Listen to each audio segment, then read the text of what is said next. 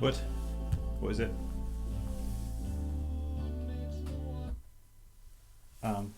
Just trying to finish the sermon. I can't come and help just now. I need to finish this for Sunday. Well, this Sunday is Pentecost. Well, it's one of the biggest three events of the church year. Well, the other two are Christmas, when God invented presents, and Easter, when God invented chocolate, and so we have Pentecost, when God invented no, we don't really have anything that we can use as merchandise, I suppose, for Pentecost. Anyway, I kind of need to get it finished. Pentecost, the word. Pentecost, the word, is from the Greek and the Latin for 50. And that's because Pentecost was a festival, a Jewish festival, that came 50 days or 7 weeks after another Jewish festival called Passover. A festival, well, there weren't any rock bands playing at these festivals. No, so the Jewish people had, they were given, so they have their scriptures, their Bible, and in there their God gave them 7 major feasts or festivals. Kind of like a barbecue, but maybe a bit bigger. Some of them were for a whole week long, and the whole point was that these festivals and feasts told them their story again. It brought them together. It wasn't just to keep their spirits up when things were going bad.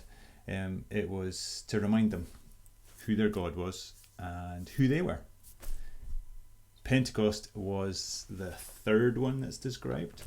The sort of major one for the Jewish folk in the ancient Near East would have been Passover, and then later was Pentecost. Passover is so the Jewish people were formed by a man called Abraham, and then he had the family and the nation who were told that they were going to be a blessing to the whole world, but then they ended up in Egypt, and they ended up in slavery in Egypt, and their God heard their cry and helped to free them from slavery in Egypt using a man called Moses. And so they travelled from getting free. They wandered actually for 7 weeks, 50 days, until they came to a mountain called Mount Sinai, and their God spoke to them, and he told them they weren't going to be slaves anymore, that in fact they'd always been made to be a blessing to the world, and he gave them a way to live. They called it the Torah. It's in the first 5 books of the collection of books that we call the Bible. And so Passover was about the escape from Egypt, and then Pentecost, the festival, it was also known as Shavuot, or the Feast of Weeks, was a festival that became about what happened at Mount Sinai. So it was about how Moses heard what God had told the people about how they were going to live as people who were made to be a blessing. Why do we celebrate Pentecost? Oh, you mean because we're not Jewish? Well, because we are followers of Jesus, and as you know in the Jesus story, Jesus was a young Jewish rabbi who caused such a fuss in first century Palestine as he tried to explain to people what God's project had always been about, that he upset the Jewish authorities to the point where they wanted to get rid of him, and he upset the Roman authorities that they wanted to get rid of him, and so he was eventually crucified on a cross. But we're told that he was then raised from the dead, and the time that happened when he was crucified on the cross was Passover time. And we don't think that was an accident. We think that was to remember that God rescues us not just from slavery to some sort of empire in Egypt, but also the slavery that we have to always feeling we need to buy stuff, or always mucking things up, which is a way the Bible talks about something called sin. And the story seems to suggest that in Jesus' life and his death and his resurrection, God broke down and took away all those barriers. So sin is dealt with, death is dealt with. There's nothing that stops us being who we were made to be, having a relationship with God, a relationship with each other, and being who we're meant to be in creation. So that happened at Passover time.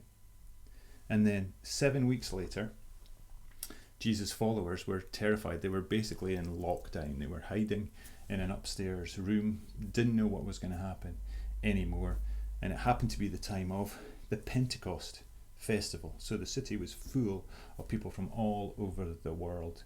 And then something really strange happened. There was two things. There was the sound of voices, lots of people speaking, the sound of thunder. There was also the sound of wind, and then there was what looked like flames above their heads. And actually, back in the Mount Sinai story, I think it's in Exodus 19, when God spoke to the people, he came to them in fire and cloud, and there was the sound of thunder. But the Hebrew word for thunder is actually the word for voices. So fire and voices. And this man who's writing about Pentecost, his name is Luke, we think, and he writes a book called Acts. He's really clever. He's inspired. It's funny, that word inspired. It means God breathed, and this story is about God breathing in his breath. And so he's telling a story about Jesus and the Passover, and then Pentecost, this Pentecost festival when God spoke in fire and through thunder and voices. And here in this room there was this what looked like flames, and there were voices, and suddenly these terrified followers of Jesus were filled with some sort of purpose and energy, and they went out and they spoke to all the people from all over the world, and they just couldn't help but be so excited about what Jesus was all about. And so we celebrate Pentecost as a time when God once again showed, in fact he didn't invent anything at Pentecost, he showed once again what he'd always been about, and that was being with us, helping us to be who we were made to be, and putting his creation project back on track. So even though Jesus had been killed and he'd been raised from the dead, but he'd gone away, and it looked like the followers of Jesus just didn't know what was going to happen, God came and in a really big, powerful way showed again that he's a God who's with us. That they didn't have to do and be as strong as the Roman Empire. What were they doing? They were just hiding. They weren't strategizing or planning or training or plotting something amazing. They were just hiding and doing the things they normally did. So they celebrated the Pentecost festival, and then God showed them once again that he is not going to let this project stop, that he's not going to let anything get in the way, and that they and we have a part to play in that. We get to be part of what God is doing, and so we're excited about that, and we like to celebrate that every year as it comes around and we think about Pentecost again. Happy now? Can I just finish my sermon